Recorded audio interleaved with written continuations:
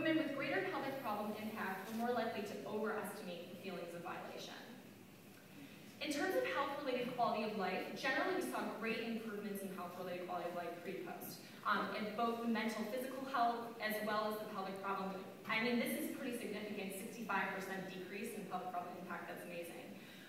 Expectations, however, were not significantly related to changes in pelvic problem impact and quality of life, which is what affective forecasting theory would say is true.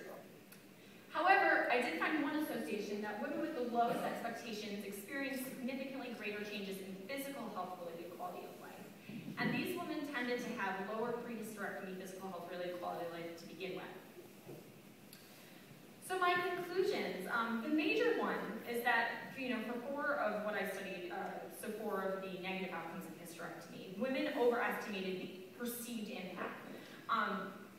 So there is evidence of forecasting errors, and they warrant further exploration in future studies.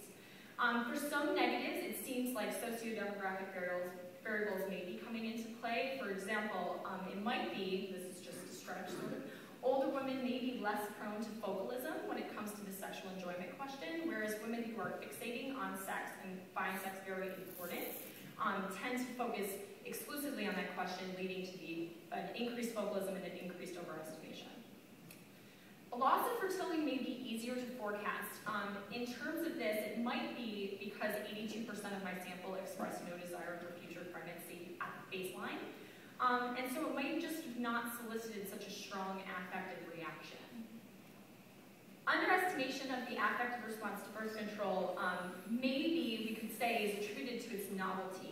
Novelty or surprise has been shown to impede our ability to explain away an affective reaction. So if something's new to us, we tend to enjoy it a little bit longer. And so they had prolonged happiness.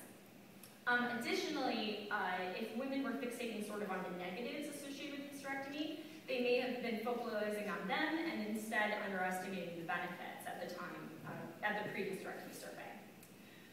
The relationship between the lower pre-hysterectomy physical health-related quality of life and the lower expectations may be a projection bias of sorts. So women who were having very negative physical health prior to hysterectomy may have not been thinking that the surgery would do as much for them as other people who had really strong, who were feeling okay and expected hysterectomy to work very well. So some limitations. From an affective theorist position, my scope of my questioning is a little too narrow. They prefer to use more global sort of happiness measures. So it would have been something like, I think my hysterectomy will make me feel happy. And that would be the outcome that they would examine. But I think that what I studied is actually better because it helps us counsel women in the long run. Additionally, there's an open time frame to the questioning, and when I say this, women were obviously, as I mentioned, sampled annually, and so hysterectomy can occur anywhere in that time frame. So instead of having everyone sampled 6 months before a hysterectomy and 3 months post-hysterectomy or something like that, I have variability in the time frames. So that, again, could be something that's corrected in the future.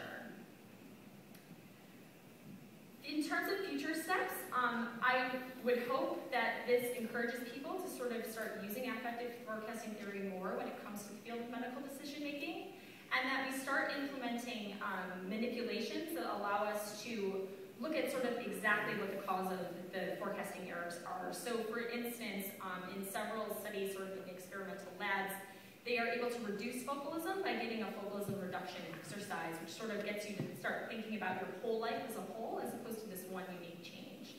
And then what I would love to see is that these findings are ultimately applied to decision tools, particularly for hysterectomy, but I think that this could extend to many other medical decisions.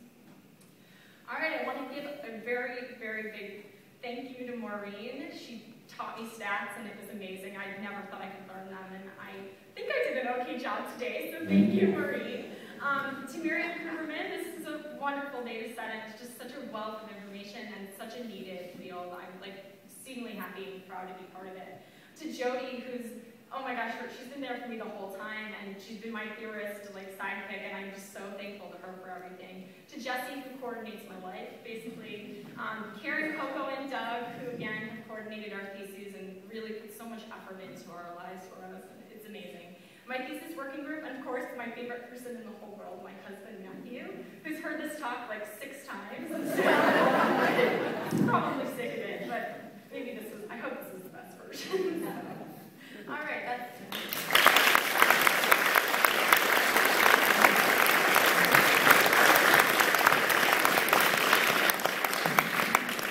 Great job, Jaclyn.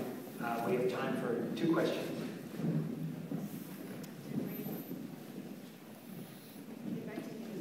That was a great talk. So you showed statistically significant differences in pre and post measures and suggestive overestimation or underestimation. Can you comment on the size, the effect size of those differences? Because on a Likert scale of 7, a change of 0.5 to me as a novice doesn't seem to be very big. Yeah, so generally speaking, women, it seems like they changed about a 0.2, and we did have some women switch totally their affective response. So some women did cross over from feeling strongly disagreed to positively agree. And so this is sort of a limitation of my study is in the future. I would like a big enough sample size to really dissect exactly what's going on with those affective reactions and sort of analyze groups, meaning women who totally switched affective response, women who switched a little, women who extremely overestimated and things like that. So that would be sort of a future step with a larger sample. Thanks for a great talk. I'm wondering how much interaction there was between your study subjects, either other than the initial focus group. And the reason I ask is I think that in group settings, people's affective forecasting can be significantly influenced by their peers. And it just gets me thinking about perhaps using groups pre-hysterectomy as a way to decrease the affective That's bias. absolutely true. So one of the things that they're finding is that actually using narratives, so giving someone a narrative from someone who's sociodemographically similar to them on paper, can actually reduce these biases in the long run. So people actually tend to rely more on peer effects than they're even going to rely on their doctors.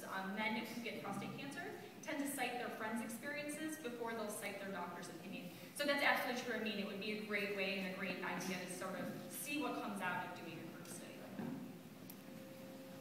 Thank you. Thank you. Pretty good.